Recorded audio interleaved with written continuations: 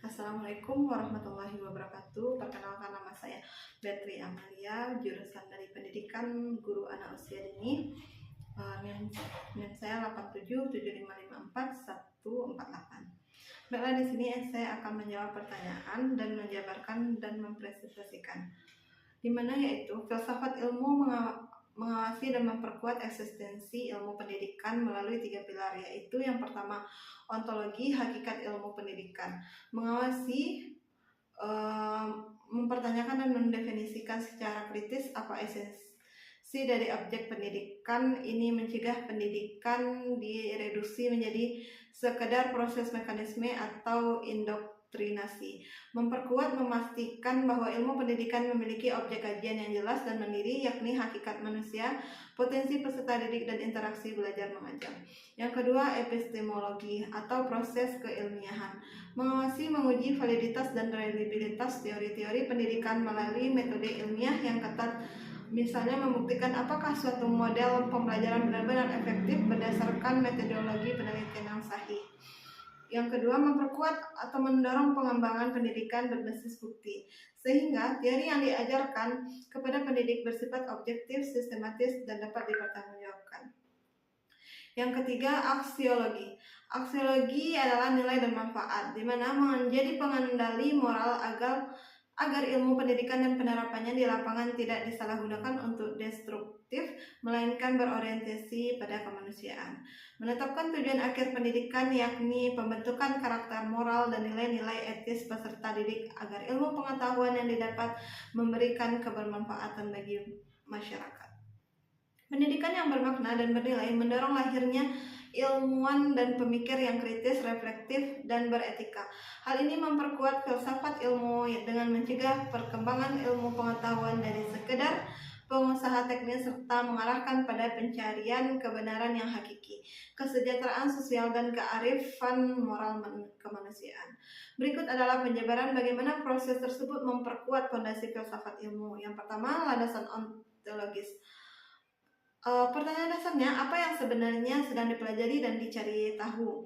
Pendidikan bermakna mengajak pembelajaran untuk tidak sekedar menerima teori sebagai dogma. Dalam filsafat ilmu, ini merangsang ontologi yang lebih dalam, memahami batasan objek material dan formal suatu ilmu, serta mencegah terjadinya reduksionisme dalam disiplin ilmu tertentu. Yang kedua, landasan epistemologis, mengembangkan cara berpikir kritis, mengutamakan metode inquiry, penanganan logis, dan pemecahan masalah. Pendidikan bernilai menanamkan kerendahan hati intelektual.